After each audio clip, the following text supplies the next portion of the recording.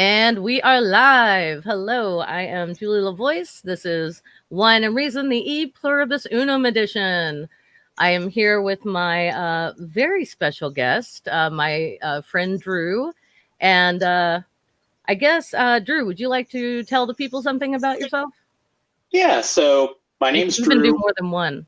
Sorry. Oh, I could list off a million things. So I'm Drew. I am basically your neighborhood 26-year-old smartass who probably is too opinionated about things to really, be friendly with some people. If you were to see me from the age of like 16 to present, the amount of times me and my dad would get into devil's advocate debates with each other and drive each other nuts will astound everybody. That's what that time is for, though, I think. Oh, yeah. And it still happens now. Now we're both just kind of like angry cynics sometimes who's just like, everybody's an idiot. Yeah, exactly. I would like to say that you and I met because we play in the same D&D game. Yes. Oh, yes. Yeah. And I'm not talking about secular D&D for those of you who, one of my buddies I play online with, Santi the Sane, is in the chat, but not talking about that game, but my IRL game that kind of got put away with COVID, unfortunately. Yeah. Like we tried doing the whole virtual thing and it just didn't. We could never make it work. No, we tried valiantly. I think, and man, and another friend of ours, Lee, if you're watching, hi. I invited them. I don't know if they're gonna be here. But, yeah, I saw the text. Yeah, I was like, come on. I promise I won't say anything mean. Anyway, yeah. So we play D&D. I should stop there. Because what I've found is if people don't play D&D, they really don't want to hear you talk about playing D&D. And as a girl who has been a girlfriend to many people who play games I wasn't playing, I understand. Like if I'm not playing that game, I don't want to hear about it for an hour. Right. See, my dad's the total opposite. I remember one time he came down to have lunch with me and I told him a little bit about one of our wacky adventures. I think it was when Terry had basically accidentally killed my character for a few seconds. And I told my dad about it and he's just sitting there. He's like, so you died. I'm like, not quite. They saved me, but it's really the principle. It never occurred to me that he would cast Thunderwave in such a short. Okay, now we're doing it again. Okay, no. Yeah, now we're doing it. Yep. All right. So I am drinking a lovely boxed Cabernet Sauvignon because I'm officially a middle-aged white woman. Drew, what are you drinking? I'm drinking water because I don't drink anymore. Oh, that is fine. Water's good for you. Oh, absolutely. I need to hydrate anyways. Yeah, and you will get no judgment from me, my friend. All right. So tonight in the chat we have Santi the Sane, who plays a fantastic. Never mind. All right, moving on from D&D. I promise.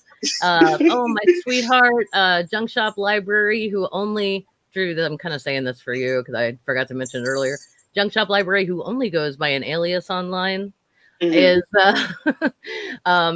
the chat and he's saying hello. They are saying hello. I'm sorry, sweetheart. And then Amiga Nuts is in the chat. Hey, yeah. Amiga Nuts typed in, "Are we there yet?" And I was like, "Don't make me turn this stream around." That's what that was about. I'm glad you enjoyed that, Santi. Godless Sewing is with us. Hey, man, how are you? Good to see you as always. This is like the third time today I've seen you in a chat. That's so cool. All right, so it's so good to see all of you. If anyone is lurking or watching in the future, as I said before, this is the E Pluribus Unum edition. So we are hanging out, talking about. Oh, cool, good. Yes, you can see them in real time. That's good. So we are talking about the U.S. motto, what it was, and when it changed, and why. And so I want to say, because this is one of the few Latin phrases I know. It makes me happy that I know it. E pluribus unum means out of many one, which I'm sure many of you knew already. But when I learned, because I was born in 78, so I learned as a child, like I learned that the motto was "In God We Trust," and then in history, I learned that it used to be "E Pluribus Unum," and there I was, like good little Catholic girl, but at the same time thinking, oh, that makes so much more sense. Like we're always talking about the melting pot, and Right. even, yeah, and I mean, even though diversity was absolutely becoming a discussion then, and we were, but still there was this idea that what made this country great, or it was an ideal, right? I mean, we definitely weren't hitting it, not with any people of color at the time, not with, Right. yeah, I mean, we could go on and on, but the idea was, that anyone could come here and have a shot at something better, and that was the ideal that we were aspiring to, and while committing genocide and slavery and other horrible things, but that was the ideal. Man, I feel like I'm just swept genocide right under the rug. Okay, right. yeah, except for the Native Americans, that was horrible. And lots of other people. Anyway, so I guess my point is, I thought that made a lot of sense as a girl reading that for the first time, and then I wondered why they changed it. So just to give you guys and Drew, break in whenever you need to, because I'm used to doing it by myself. So I just don't ever want to cut you off, You're a gentleman. All right, and I appreciate that. Well, I'm just gonna do the quick facts here. And this is from Wikipedia, and I know if any former student of mine ever watches this, I know. Okay, I know I never let you use Wikipedia. But it's like, I know I'm a teacher and I'm a hypocrite, but yeah. I used to be a teacher, and I'm being a hypocrite right now because I never let y'all use it. But I will say this particular article has more than 95 citations, and it's not just citations. It's citations and external links. More than 95. Okay, I did not have time to check them all. I did check a couple to make sure that I did fact check a couple that I wanted to read off. So did that. But so and all the links are in the description as always to the sources. So "In God We Trust" is now the official motto of the U.S. and it became that. It was adopted by Congress in 1956. It's also the motto of the state of Florida. That happened at a different time. We can get into that or not. I don't. Florida, man. Okay, so there are different kinds. Like you can write it "In God We Trust" with the capital, like capital I, capital G, capital W, capital T, like you would write the title of a book. Or you can write it "In God We Trust," lowercase for the last two words, or "In God We Trust" in all caps. So, like you're talking like Billy Mays, just like, yes. And the funny thing about that one to me is the capitalized form "In God We Trust" first appeared on the 2-cent piece in 1864. So almost 100 years before this thing was the 84th Congress passed the legislation updating it to other money, and then President Eisenhower on July 30th of 1956 declared the phrase our national motto. And I'm going to let Drew, sorry guys, they know, you may not, I have gnats in here, it's driving me crazy. So if I do this, there's a reason. Anyway, so Drew, you've got some information about Eisenhower. "In Kitty Cat We Trust," says Wonder Lady. Yes, I agree. So the little bit that I have pulled up right now, because I'm still kind of doing a little bit of reading on the page. Apparently he was raised in Kansas. His family had a strong religious background. His mother was a Jehovah's Witness. Oh yeah, that's a big one. He started doing organized church around 1952. He was a Republican. I would assume that part of it had to do with his election, because he got elected in 52 and assumed office in 53. Secretly, from what I've read, is he, opposed certain things like McCarthyism. He did the Civil Rights Act of 57, which allowed integration of schools in Arkansas. Overall, he was a decent president. You have to wonder, though. This is back when Republicans were a little more like moderate. Yeah, moderate. Exactly. Yeah. Yeah. Sorry, go ahead.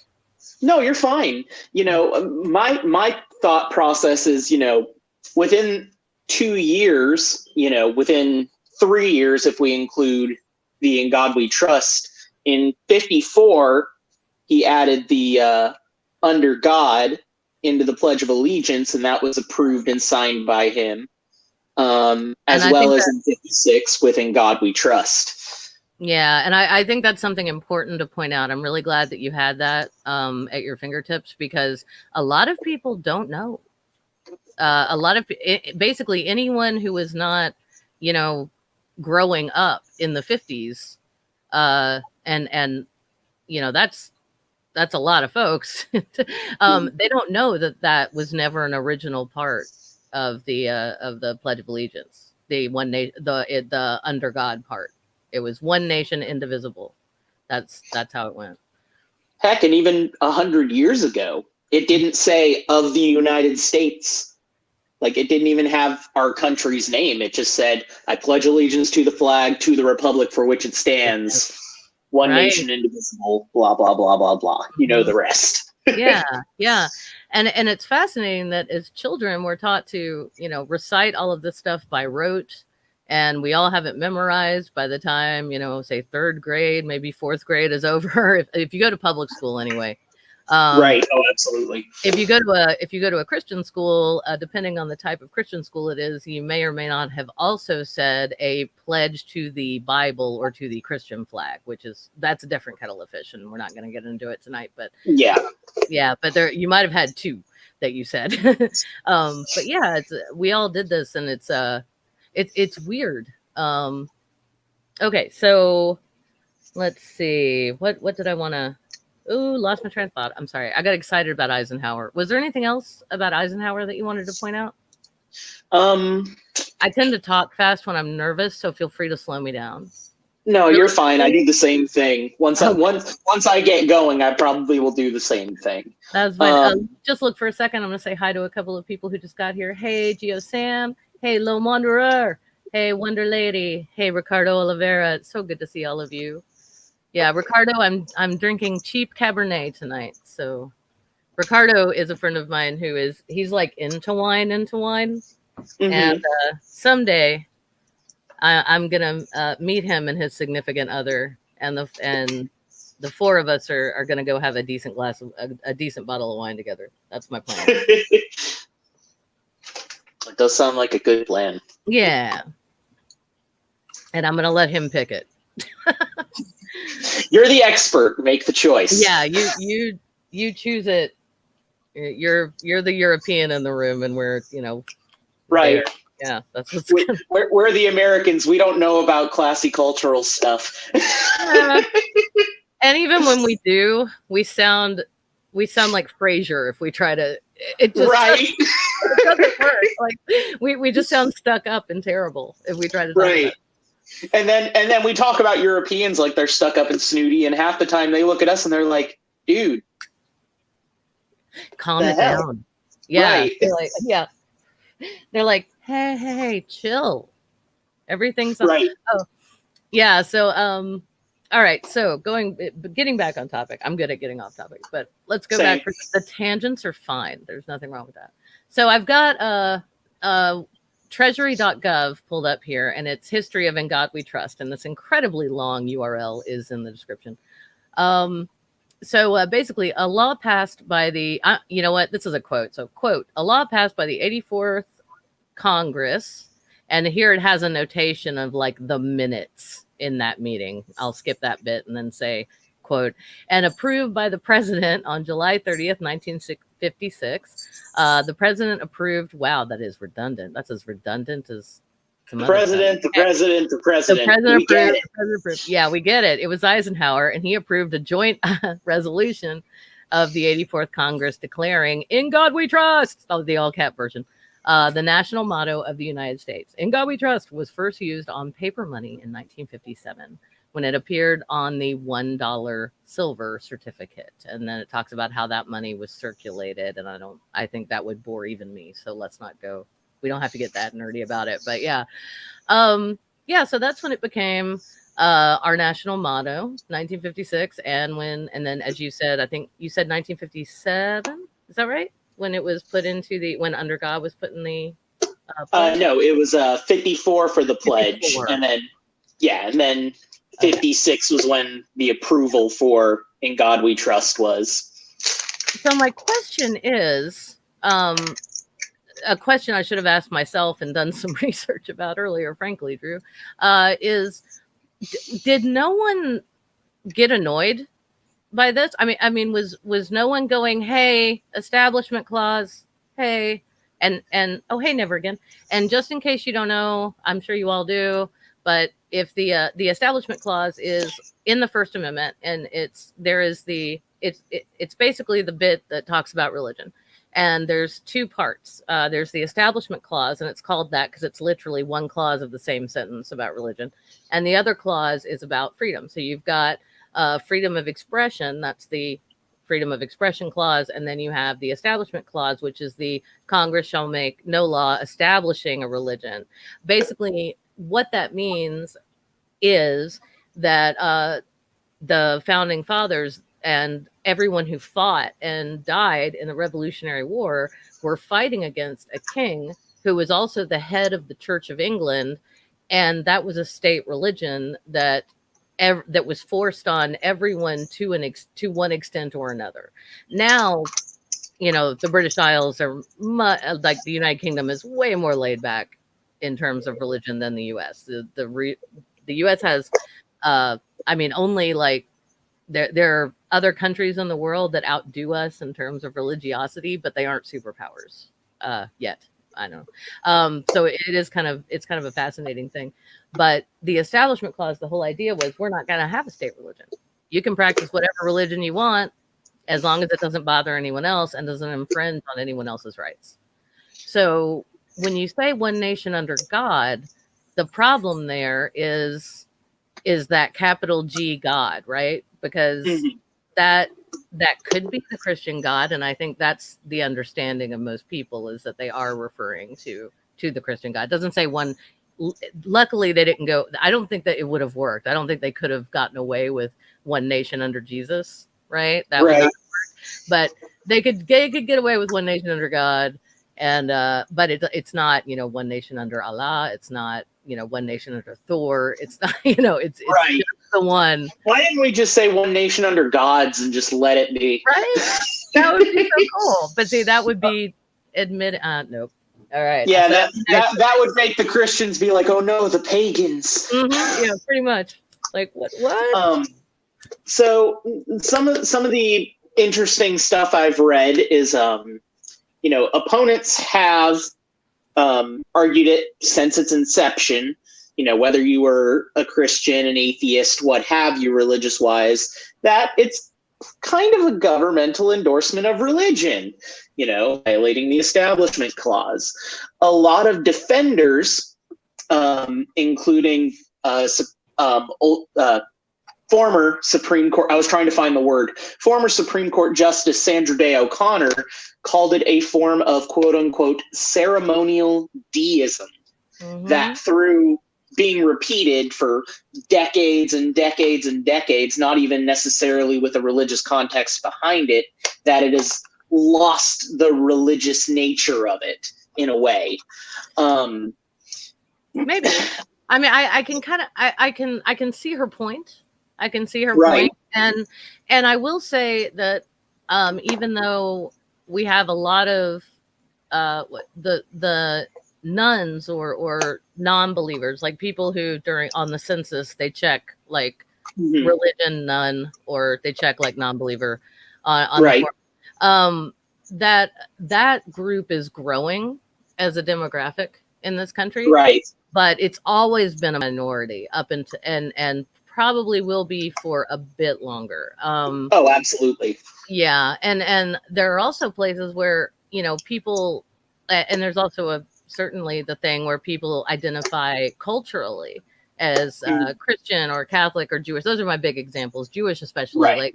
Like, I've known people in my own life who were who didn't believe in God, but they were like, oh no, my people died because like, Right. because this was their, no, I say I'm Jewish on the census every year because we're here, damn it. We survived Right.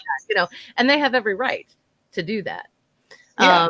So so I think that those, so not criticizing that, I get it. I think it's, Yeah. but I think it skews the numbers a little bit. Yeah, absolutely. And I think when it comes to deism, like a lot of people don't really know what that is. I mean, I know you and I both do, but like Right. I think a lot of people will kind of, if they have a vague God belief and they were raised in our society, they tend to default to Christian. Oh, absolutely. Yeah, and it's just but yeah, I mean, deism is just like, I believe there was something like a prime mover, Right. but I don't know what, and I don't really care Yeah. about the details, or don't know about I shouldn't say care, but yeah, I don't presume any details, right? It's sort of like it's a step into theism above from agnostic, I guess. Right. Yeah. Yeah.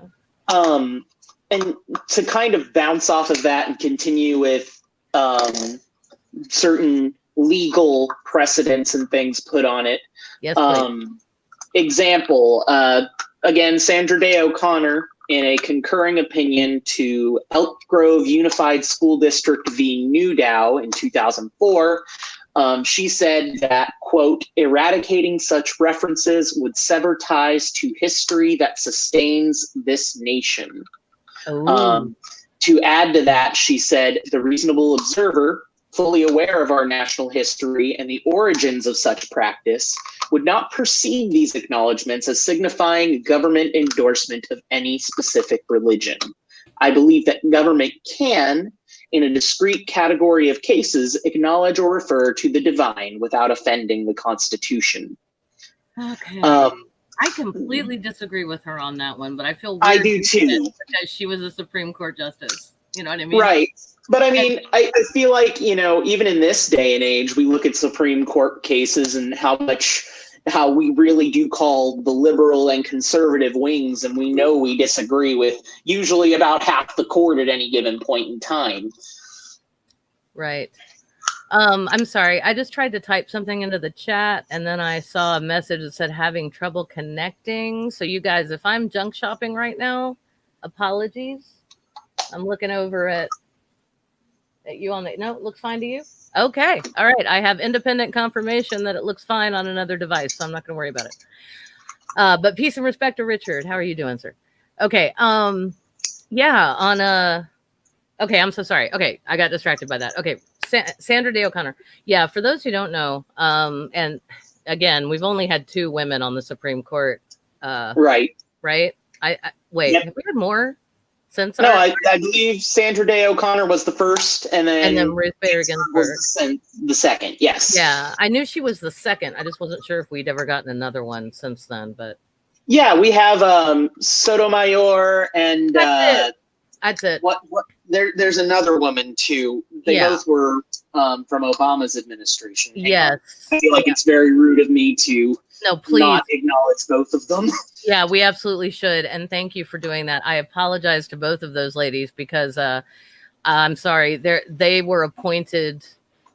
I remember like, oh my gosh, we've had 2 women on the Supreme Court because that happened sometime when I was coming of age, and it was like a really big deal. And then I kind of fell off the political map for a while, like one does in one's 20s. Except for you, because you're awesome.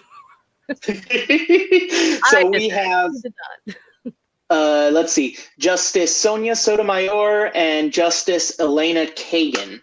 That's right. Okay, I knew that. Somewhere in the depths of whatever is left in my brain, I knew that. Okay. All right. So yeah, so we've had 4 women now on the Supreme Court. It's just yes. I know we've all got our GB on the brain this week, and our deepest condolences to her family. Absolutely. She was a loss to all of us. She was a remarkable woman. And I'm gonna get sad, so we're gonna move on. Yep. I've already cried. I'm trying to stop. Yeah. Okay. So forward. Oh yes. Okay. So I have a thing. This is interesting. So I found this is from the NCSL blog. And if you don't know what the NCSL is, I didn't either. And I had to look it up. And it turns out it's the National Conference of State Legislatures. And they have a blog and written by Daniel Thatcher. And so this is just a little thing on displaying In God We Trust in public schools, because this is the next step of sort of what Drew and I are talking about. We're going from, past history to present history. And that's why and this is why the little summary for this stream is out of fear, states pass laws, because that's exactly what happened. It was in the wake of 9/11. States began requiring the display of the motto in public spaces, particularly in public schools. And this was an issue, again, because of the nature of the motto itself. So even despite what Justice O'Connor had to say about it, and I respect her so much, I feel weird. Like I said, I feel weird disagreeing. But the reason this has been a little problematic is because of the word God in there. That's and it being in public schools and that violating the Establishment Clause. And I also want to point out, this is really interesting. So according to Daniel Thatcher, who writes for the NCSL blog, In God We Trust was codified as quote, In God We Trust was codified as the national motto in 1956 during the Red Scare, accompanying the Cold War at the urging of the Knights of Columbus and several other organizations, end quote. And the reason I wanted to point that out is if you don't know what the Knights of Columbus are, you probably weren't raised Catholic, and that's fine. It's a Catholic men's group that somehow has ended up being also kind of a political lobby. They're pro-life, they're anti-death penalty. I agree with them on the second one. They just, they try to stand up for Catholics in the country, and I feel weird about that too. I don't like religious groups lobbying the government because of the Establishment Clause again. But I was actually very shocked. I was shocked when I saw the Knights of Columbus, and then I was like, well, of course they did. I had a weird moment of like, I was surprised, and then I was like, well, what else would they do? Of course they supported that. Like, why wouldn't they? And see, the beautiful thing is that, technically, as a non-profit religious organization, they shouldn't be even involved in lobbying because ding, ding, that's, ding. And that's something that, I've always looked at, and I'm just kind of like, I get it. You have your beliefs, you have your faith, and you guys are more than welcome to believe or feel or think the way you want. But let's take all of that out of politics. Exactly, because the Establishment Clause is the reason we don't tax churches. Right. And so frankly, a lot of people are very much for taxing the churches because we know I'm one of them. Yeah, we know there's a lot. I go back and forth, and I'll explain why. But actually, I'll do that right now. So yeah, a lot of people are for taxing the churches. 6 days out of 7, I am, and then every once in a while, I'm like, yeah, but if we tax them, then they'll be able to say, well, the federal government is all up in our business now, so we should have more of a say in government. And I'm worried that will chip away at the Establishment Clause. But they can say that all they want. It would depend on how it shakes out, because let's face it, whether we want to admit it or not, religious institutions have a huge say in this country. Absolutely. Yeah. And what does bother me is that every other nonprofit organization that is tax exempt still has to show the federal government their books. They get audited. Religions don't. Which is why, if you want to make some money, start a religion, because you'll never be taxed. I mean, don't do that, but that's the joke. Even better, pick up on normally like a well-known religion like Christianity and televise it. Yeah, right. You've got televangelists who are making millions and millions of dollars taking advantage of people because they need their private cancer. People with cancer, etc., saying that, hey, Do you want to go to a hospital and deal with chemo, or do you want to come and sit down and praise the Lord with me? You know, and then the whole seed faith thing that comes from that. You know, if you pay me $1,000 one day, your credit card in debt will just vanish. Yeah, like that. Sometimes I have to wonder. Oh, go ahead. Oh, hang on, my phone is ringing. Just hit. Oh, I can't hear you. Oh, hang on. It might have disconnected my headphones. Hang on a second. Okay, yeah, you just sound a little different. Really quickly, Mr. Shadow Kitty, yes, if I misspoke there, that's what I meant to say. They are anti-abortion. I meant to say they are pro-life, but anti-death penalty, and I don't know if that's what I said now. So if that was a correction, thank you. But yeah. Come on. They are. Oh yeah. Oh no, I lost Drew. Drew, just click on the link and come back, man. Okay, so hopefully he'll be back in a moment. Never Again, talking about the Knights of Columbus. They are Catholic Italians, yes. I know a whole clan in California, and I call them family. Yeah, I knew a lot, too, growing up. The members would cringe to hear you talk. These folks I know are about the community support. Oh, I'm sorry. Okay, well, I didn't mean to insult them by proxy. That's just something that I was surprised to see. Hey, Drew is back. Awesome. Yeah, I don't know why, but I don't know why my Bluetooth earbuds disconnected, and then all of a sudden it closed the browser. I was like, wait, no.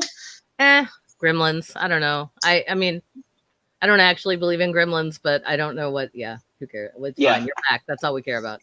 Cell phone gremlins. Yeah. Yeah. So yeah, one of the folks in the chat was just saying that there are several Knights of Columbus in her family, and they would cringe to hear the political stuff, them being affiliated with political stuff, and I agree. I mean, it's I guess hashtag not all Knights of Columbus, but yeah, that's a good point, and certainly in my hometown, that's how they functioned as well. They were there to, like, you know, raise money for children's charities and right, absolutely. Look spiffy with their swords on certain Sundays. Right, church. Absolutely. Yeah. I was just surprised to hear that any of them had anything to do with that, and I shouldn't have called them a lobby. That was a mistake. I don't think they're right. Yeah, kind of to bounce off of what he said. I don't think that obviously everybody in any religious institution is a lobbyist or is out there trying to sway politicians. To their point, I do believe that it's more just the higher ups. Yeah. Never again. I definitely would agree with you there. Yeah, I do too. I don't think it's well, yeah, I'm sorry. I'd just be repeating what you just said. And you said it very well, so I won't. Yeah, it's there's a lot of that. And like, again, like you mentioned televangelists, those are not the norm either. Like that's very true. Yeah, it's not your everyday Christian person. Those are they're unconscionable. I honestly don't. I actually don't. I don't even want to get off on that tangent because I promised people I'd be nice tonight. So yeah. Oh, absolutely. I don't want to do a rant. Yeah, that would be both of us, and I agree. There's no point in going into that now. That's not the point of the episode.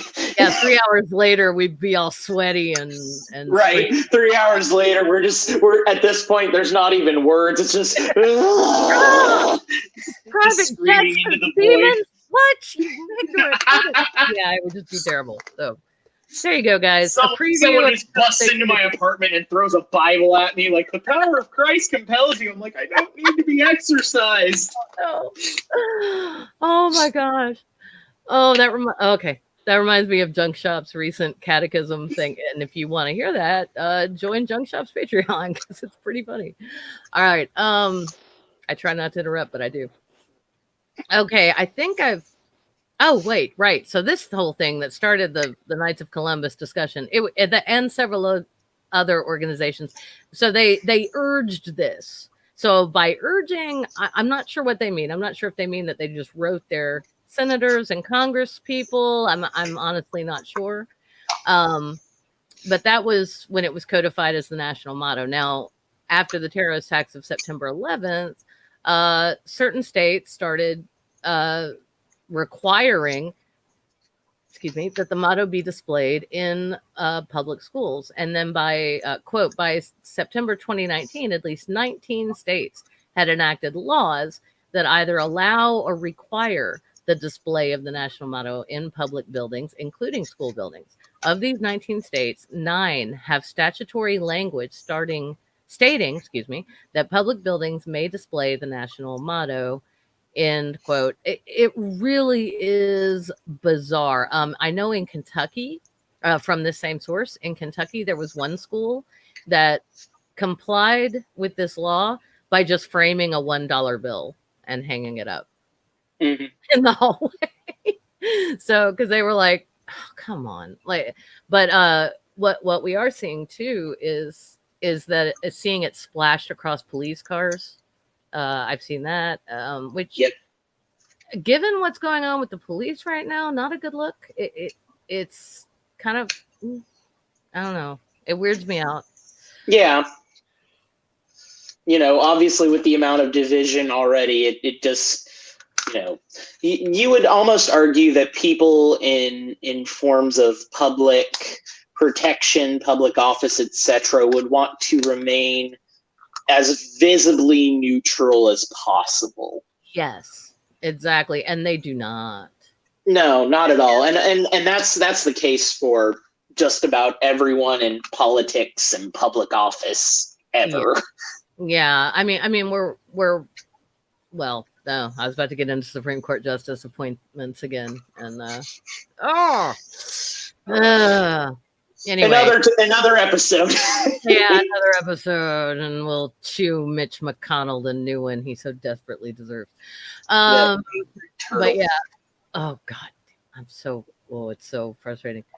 Okay, all right, so back to that was again from the NCSL blog. And the other thing they said was that this is a really short entry, by the way, y'all. 9 states, quote, 9 states contain language specifying that schools shall display the national motto. Ohio requires the display of the national motto if a copy of it is donated to a public school, end quote. So that's interesting. I like that. I like Ohio's, I like their game there, actually. Right. Because they're like, well, we'll do it, but it has to be donated because, let's face it, no, the public schools don't have enough money anyway. Yeah, someone has to willingly give us a sign. Mm-hmm. Yeah, and some people did. There were people who actually did. There were groups rather who made posters of the national motto and donated them to schools across the country. So it's interesting because, it's as always the legislation differs between the states. It just kind of depends. Like, for example, in 2018, the Arkansas Attorney General provided a written opinion that the state's newly adopted law requiring the display of the motto in public schools would pass constitutional scrutiny, which I immediately, like earlier, before you brought up Sandra Day O'Connor, I was totally going to disagree with that, but she did set precedent there. Right. Absolutely. Yeah. So that's kind of frustrating. I really wanted to say, no, there's no way that it's obviously it violates the Establishment Clause. How? Right. What do you, but apparently not. And this isn't even a situation, because it's our national motto. This isn't something that even like the Satanic Temple could do their usual thing where they're like, oh, you're going to put up the 10 Commandments on a courthouse lawn? Okay, we're going to do a statue of Baphomet. And then everybody goes, never mind. Right. Never mind. No. Right. Yeah, which is why they have my eternal love. Right. Oh, absolutely. It's like, oh, hang on. Oh yeah, they're the masters of beating religion at its own game. Absolutely. Right. Absolutely. At least when it oversteps, and that's where I want to point out and just draw a line. I know I'm an atheist. Most of my people listen in the chat right now are non-believers. But we all know and love people who are believers. That everyone in my family, except for my spouse, is a believer, and they're wonderful people. And so I'm not, but it's just to prevent that overreach. It's like, Right. we're not a Christian nation. And when you first hear about Christian, at least when I first heard about Christian dominionism, it sounded like a damn conspiracy theory. Right. Turns out it's not. They're talking openly about it. It's really a thing. They're trying to turn us into a Christian nation. And to any Christians that might be watching or lurking, would you be comfortable living under Sharia law, for example? Because if your answer to that is no, trust me, you don't want to live under Christian biblical law either. You really don't. No. No, I mean, we've got, we have those 10 commandments, the lazy version. There's 613 total in that book. And one of them also would mean that no man could ever sit down anywhere in public, because you couldn't guarantee that a woman who's been menstruating hasn't sat in that same chair. Like, guys, come on. So, okay. So that's, anyway. It's one of the reasons that I love the Establishment Clause and the Freedom Clause, is because, we need we need to allow people to practice their religions within. Basically, it's the same thing as our rights. Like my right to do whatever I want ends at the tip of Drew's nose. Yeah. The second I smack you in the face, I have committed assault, and I am trampling over your rights. Right. And that's precedent. Even the Supreme Court has said, like, you can practice your religion, but if you're doing something illegal, no. Oh, yeah, precisely. And that was during I think it was a trial about polygamy, something along those lines, back before they had the anti-polygamy laws. Oh, yeah, that makes sense, because that's actually how Utah became a state, was basically by changing Mormonism, or as they prefer to be called, the Church of Jesus Christ of Latter-day Saints. They had to get rid of the principle, which is the part that's polygamy. They can have in heaven now. Yeah, in one of the many layers of Mormon heaven. Right. If you don't listen to any ex-Mormon channels, you really need to. They're awesome. Exmo Lex, Jim Snow. They're great. They really are.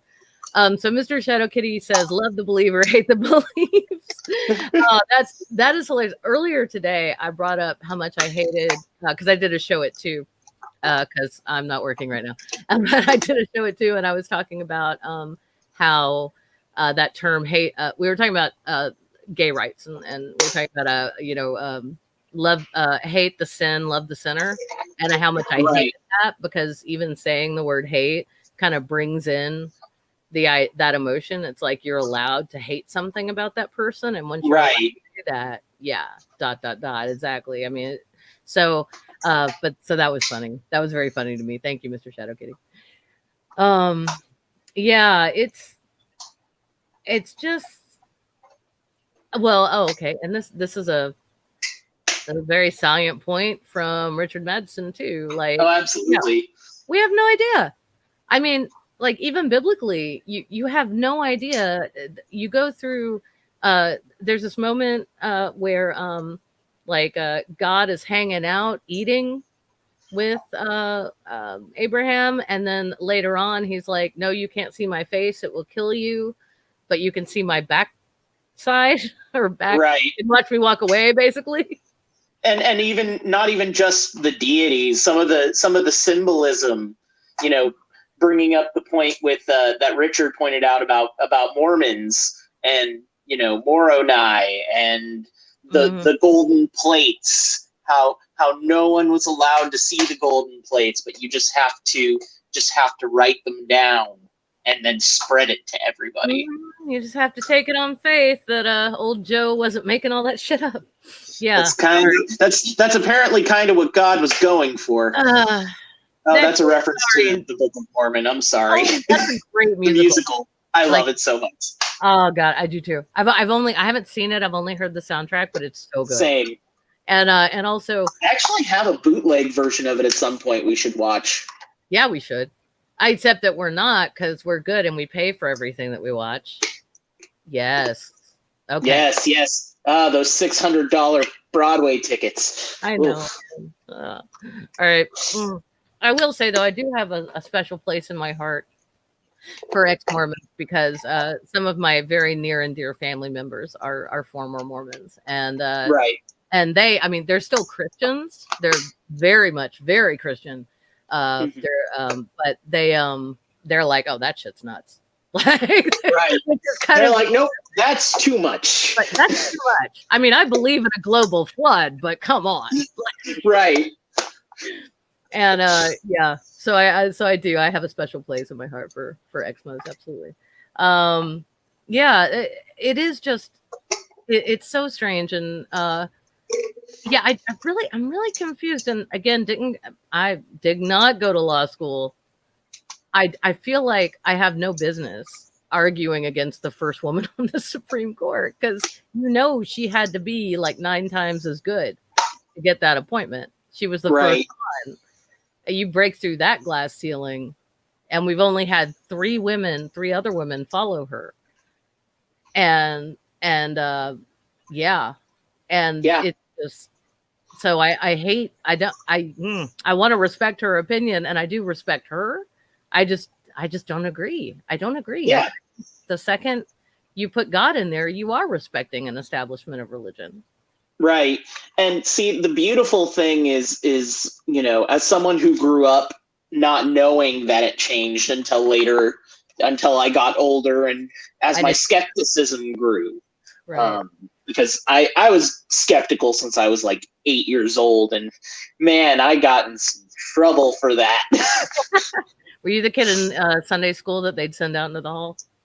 Oh, no. So I wasn't involved with Sunday school, but my grandma did send me to vacation Bible school one summer. Oh, fun. And I was the one kid who, while everyone was singing "Our God is an Awesome God," I was like, why?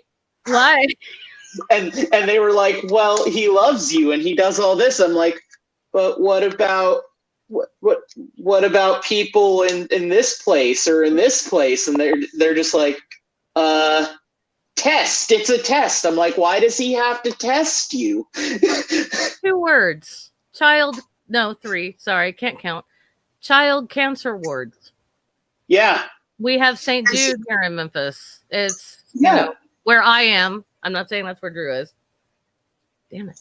I told you I do this all the time. Anyway, we have St. Jude, and it's like, it's a wonderful hospital. No one, you don't have to pay. They treat everybody. They treat kids there with horrible diseases, and their parents aren't charged anything. And it's amazing. They save lives all the time. But it's like, how could anyone see a child suffering from cancer and think, okay, God made this child and cancer? I don't. I mean, I know how I rationalized it when I was a believer. I reckoned that that it wasn't necessarily that God made cancer, that was like a product of the environment. Like, I didn't believe that you were stricken with illness because you'd done anything bad or wrong. But then after that, I didn't think about it too much. And once you think about it a bit more, it's harder and harder to rationalize. Right. And, that's kind of my logic. And then you have the people who are like, oh, it's to test their faith. And I'm sitting here, I'm like, but if he loves you, why do you need to test that? That makes me so curious. Yeah, and that's why I kind of went away from it, as I got older, because the only person who ever tried to push it on me was my grandmother. And I love my grandma to death. She is still one of the best people in my life. I talk to her every week. And, but as I got older, it reached the point where in high school, I lived in Texas when I was in high school. So you could imagine sometimes the level of animosity I got when I stood up and I did the pledge, and I'd just skip over the under God.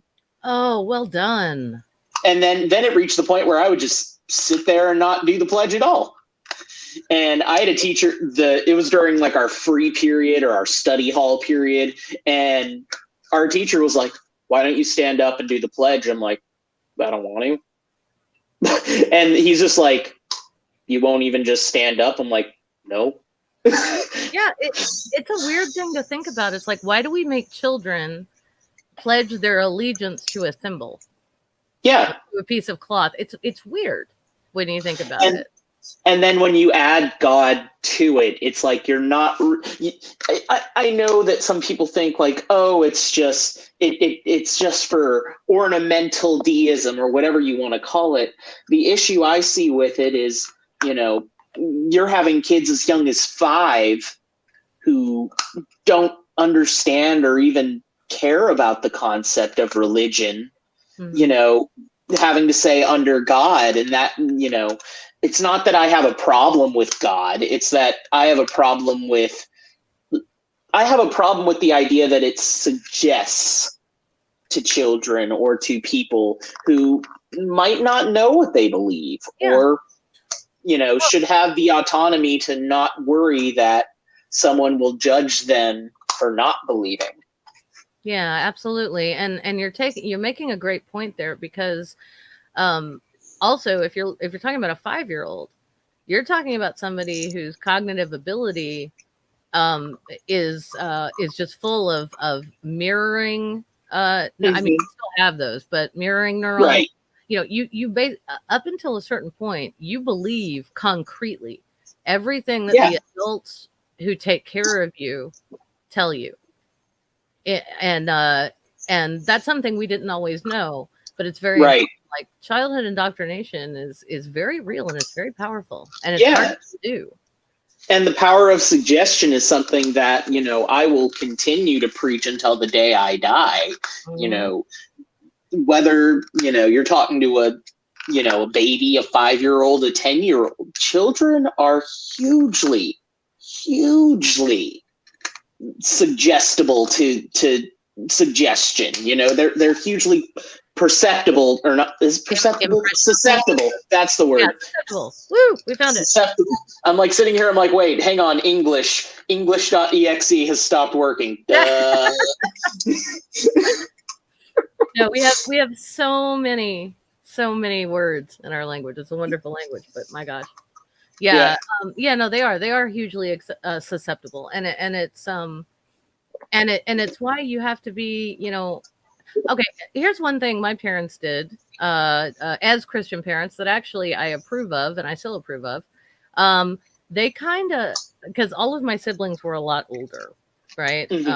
There's kind of a big age gap. So I was in elementary school when my 3 older siblings were in high school, and so they had to deal with having 3 teenagers who had more privileges, different bedtimes, could watch and do different things, and then having a very, very young child in the house who, might not need to watch every little thing that the other kids were watching. And they did a fairly decent job of, just not policing the media that I took in, because we all, like, the whole family got together.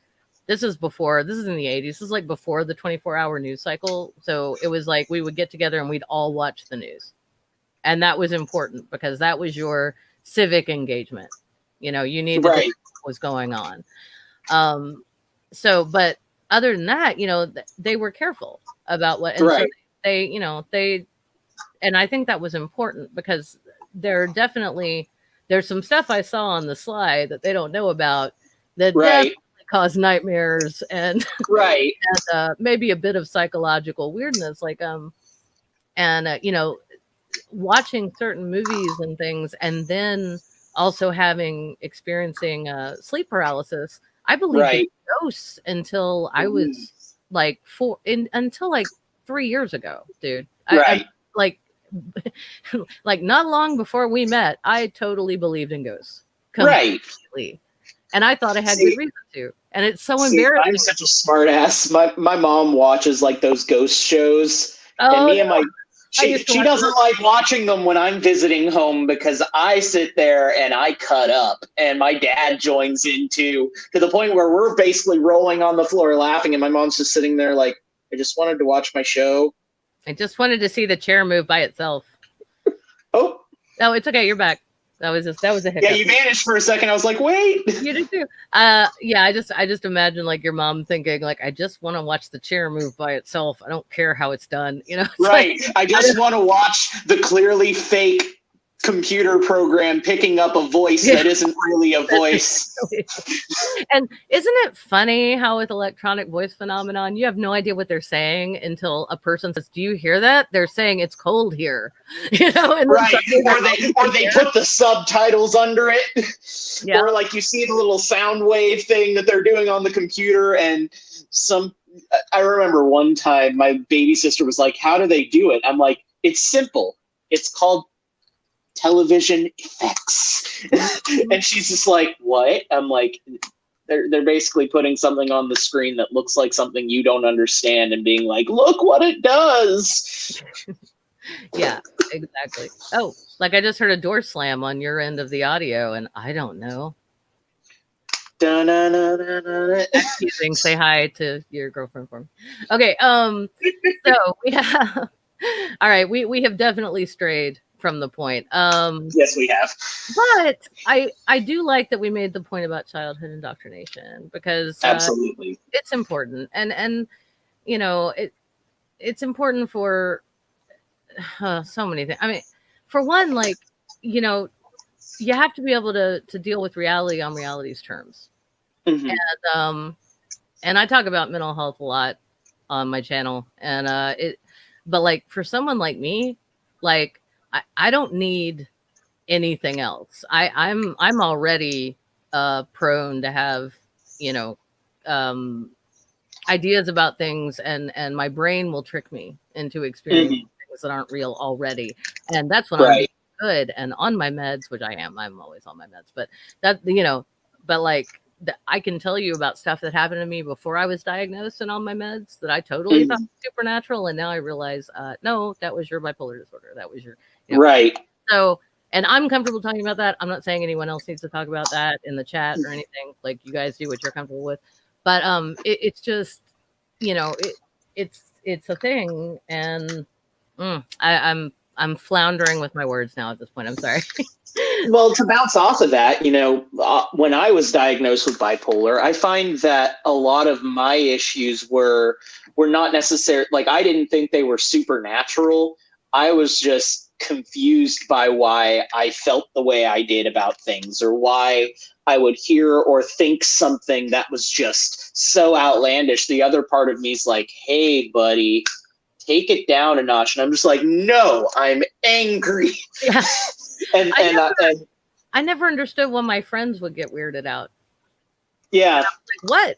I'm fine.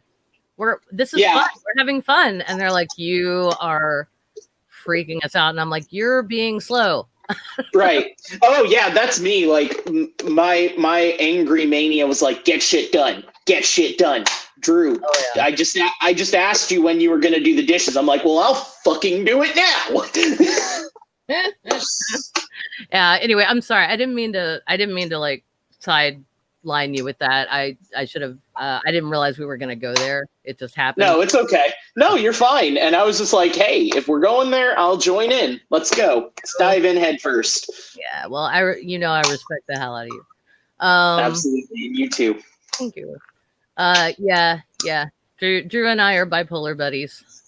It's nice. Right. It really is, man. It's so nice. I mean, no, you know, not dissing anyone else in my life by any means, but it's really nice. Every once in a while, I need to send Drew a text, and I send Drew right. Oh, same. And I'm just sitting here like, have you ever dealt with this? Have you ever felt this? Yeah. And it's so nice to know that not be alone in that. So thanks. Yeah, it's hugely.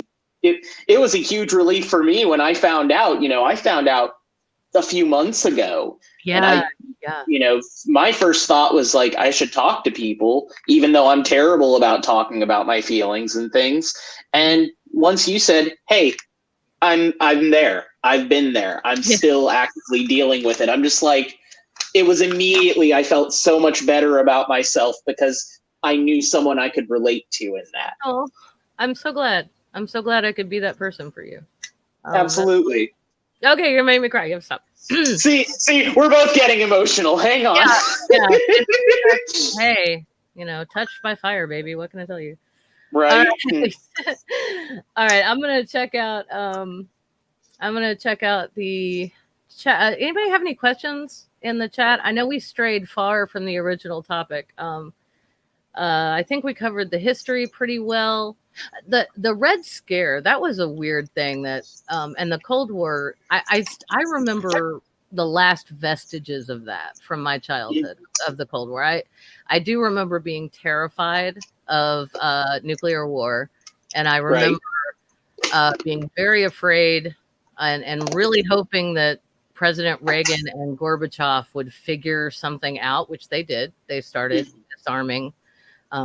Because up until then, it was mutually assured destruction was what was keeping killing each other, and then they came to an agreement and they started like basically a 1-to-1 ratio of destroying nuclear stockpiles of nuclear weapons. I mean, we still have many, but we don't have as many. And but honestly, like I don't think I relaxed as a kid until the USSR. Which is sad because that was really hard on a lot of people. It was not a good government. Communism, as good as it is on paper, it was kind of a swing and a miss in practice. But at the same time, like we've also heard a lot of really bad stories came out of that that chaotic time. When sort of in between then and now, and even now, there's a lot of weirdness. I'm getting it. It weirds me out that our current president seems to be so in thrall of or in love with. Oh God, what's his face? Whoa, his name just went right on my head. Yes, thank you, Putin. Good Lord, yeah, Vladimir Putin. What I also find interesting, since we're talking about it, and it kind of ties into the subject that we started with anyways, is kind of the whole idea of historical revisionism that is kind of resurfacing again. Because I think it was very recently I read that he's starting some sort of thing to change educational curriculum or something, because let me pull up a source before I start talking out my ass. No, that's a good thing. I'll cover for you while you do that. Yeah, Thank you. Actually, that's been happening here as well. R&Raw, for those of you who follow his channel, and if you don't, what's wrong with you? He has gone up many times against the Texas School Board as a science communicator to talk about why it's bad that Texas school books mention Moses and some other, just not things that we can't prove, essentially. And they're putting them forth as absolute fact. And again, like it's nothing against ancient texts, but if you want to teach comparative religion, but don't say this absolutely happened and teach it like history when we have no way of knowing that. It's just something too old and we can't know. And it's okay to say, I don't know. But when you put it in textbooks and you feed it to children, that is problematic as it goes back to indoctrination. Okay. Did you find the thing you wanted? Yes. So this was from the 17th. This is from the Washington Post. And I've seen a few other articles, CNN, whichever place you prefer. But basically, he was saying in a speech or while speaking in front of the original copies of the Constitution and the Declaration of Independence, the National Archives, he basically was saying that, the current, protests and stuff that are going on are left-wing rioting and mayhem, and that they are and this is a quote, the direct result of decades of left-wing indoctrination in our schools. It's gone on far too long. Trump has said that he would create a national commission, that's what it was, to promote a pro-American curriculum that celebrates the truth about our nation's great history. Said that he would encourage educators to teach students about the miracle of American history. Miracle.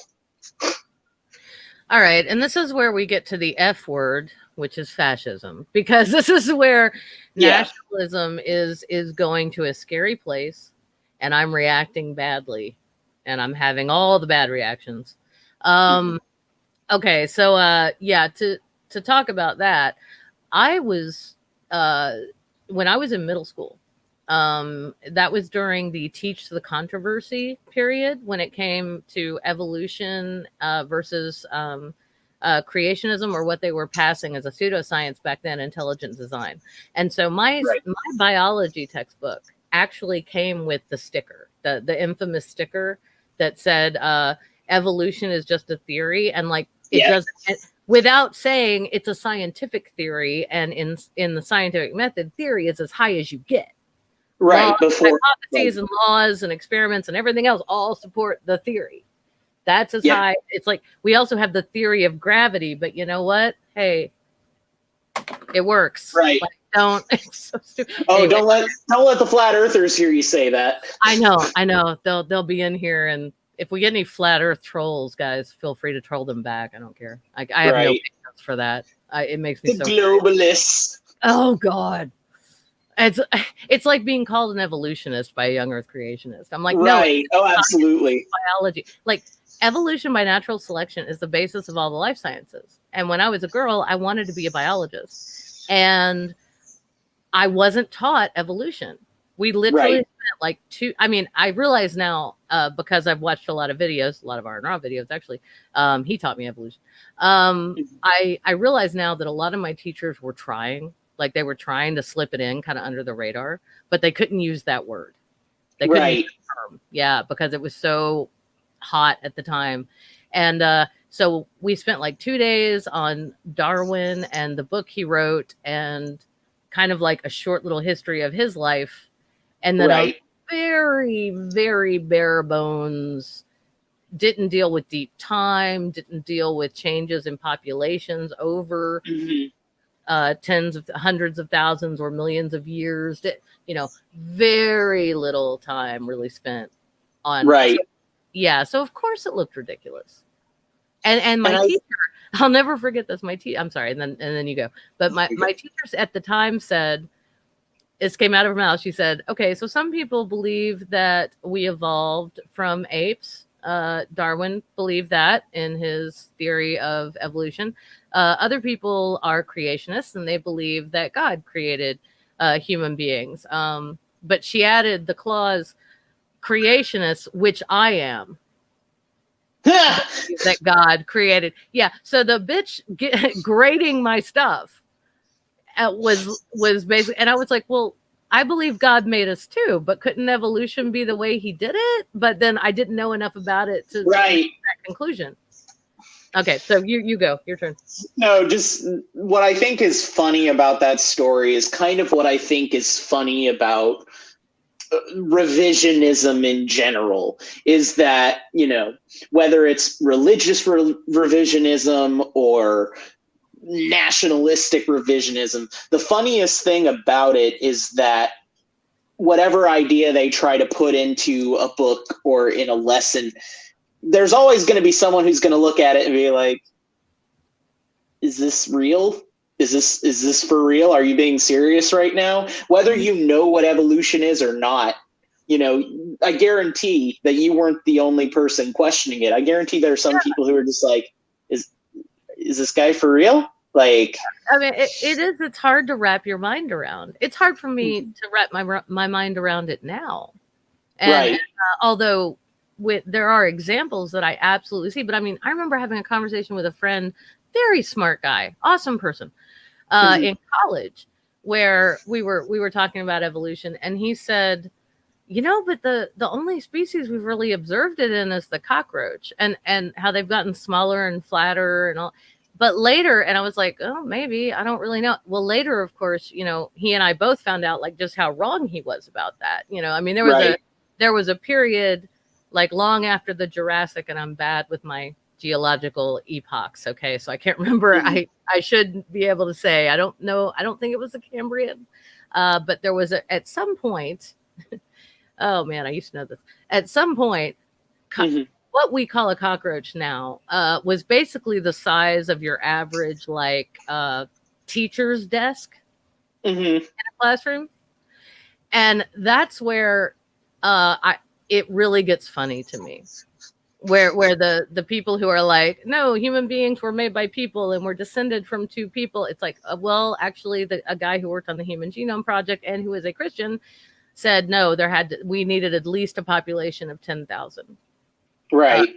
To evolve all, you know, and we started in Africa and we moved out from there, and that's how Homo sapiens sapiens, you know, started. But before that, you know, we had common ancestors with other people, and then with other animals. And so it's like it's just insane. It's like when people say like the Creation Museum and the Ark Encounter, when they try to say that we lived alongside dinosaurs, I'm like, bitch, we wouldn't have survived the cockroaches.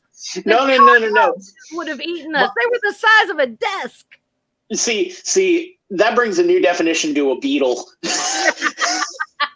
But what I'm thinking is like, hang on. If we lived with the dinosaurs, why the fuck couldn't we save the goddamn dinosaurs? Right? Forget cars. I want to fucking ride on a triceratops around everywhere. Thank you. I want to actually see a velociraptor. That would be not close, but that would be really cool. Yeah. Let's make sure there's a good separation there. Yeah. About 65 million years. That's a different kind of barrier. Yeah, but no, I agree with you. Like it's absolutely insane, and it's insane to think. Anyway, now we're off on a whole other tangent, but yep, yeah, it is frustrating, and I don't understand, and this is where the disconnect really is for me. Hey, here you go, Drew. Let's go. Shadow Kitty says, I blame the Flintstones for that one. Yeah. Right. Not a documentary. Let's remember. Right. Okay. Hashtag Flintstones is real history. Let's go. God. And that's where I get hung up is the young Earth creationism. I can be okay with old Earth creationists. Like people who are like, you know, they enjoy science and they enjoy us figuring out things because they're like, oh wow, you know, we're figuring out like how God did it. You know, even though I don't agree, I kind of get it. I get that point of view and I understand it and it makes sense to me. Right, absolutely. But once you go to that weird place where you're like, oh, the Grand Canyon, global flood, 5 minutes. I'm like, nope, no, I can't follow you there. Because the physical evidence does not say that. Like geology proves that there was never a global flood. Now there may have been a flood on the Iraqi floodplain. Shock. Right. Called a floodplain. I wonder where that name came from. I know. And I said I wasn't going to do this, and I totally did it anyway, and I feel bad now. Yeah, I'm sorry. I invited some Christian friends to watch the thing tonight, and I don't know if they're watching or not. I'm sorry. But also, the friends I invited are not young Earth creationists. They are, they're very... Sorry. Yeah, don't finish that sentence. Nope. You're going to just add fuel to an already blazing fire. See that hole I'm in? I'm just going to dig. Just going to keep digging. Oh, okay. I'll hand you a shovel if that's where we're going. No, let's not. No, I do. Yeah, actually, I want to reiterate the opposite of that. I've believed in a lot of weird shit in my time. Okay. I was never, I didn't suddenly become smarter at the age of 40. I just came to a very different conclusion. I used to think I could do magic that literally altered my reality. Like up until 2 years ago. Okay, so I can't throw a lot of stones in this glass house. Right, absolutely. Yeah, and so you know, Oh, go ahead. I cut you off. Sorry, we polited each other out. Go right ahead. Right. You know, my thing about it is, you know, even from a young age, while I questioned everything, I was never closed-minded to anyone.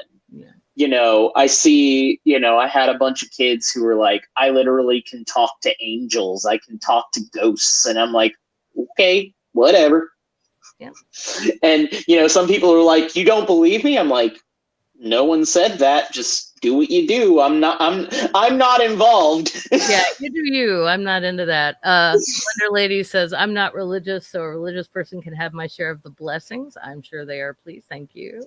That's adorable. I like that. I'm glad she's here.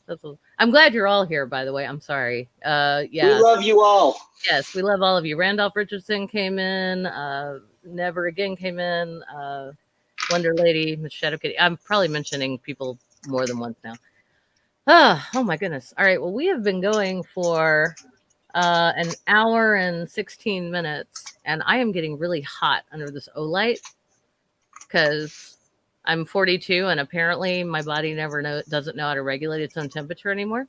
So I'm getting fucking old. Okay. Anyway, older, not old. Yeah, I was about to say, like, come on. Thank you very much. I love you too, Drew. All right. Well, so I think we're gonna sign off here in a second, but I do want to say, Drew, is there anything going on with you? Well, first of all, I want to thank you so much for being here. Of course. This was so much fun, and absolutely. Cool. Yeah, this was a ton of fun. I hope we can get together and do another one at some point. Yeah, and everybody, I love you, Maya. I love Maya Atkinson, and you know I do. If I type Maya into my phone, because I've been in so many chats with Maya Atkinson, it automatically the predictive text is Atkinson, which is not it's a long last name. That's a long surname. I love you, Maya. You're amazing. Okay, I'm sorry. I did not say hi, Maya. I apologize. All right, so I do want to thank everyone for coming. Yeah, I would really actually, Drew, yeah, if you want to come back, Never Again makes a good point.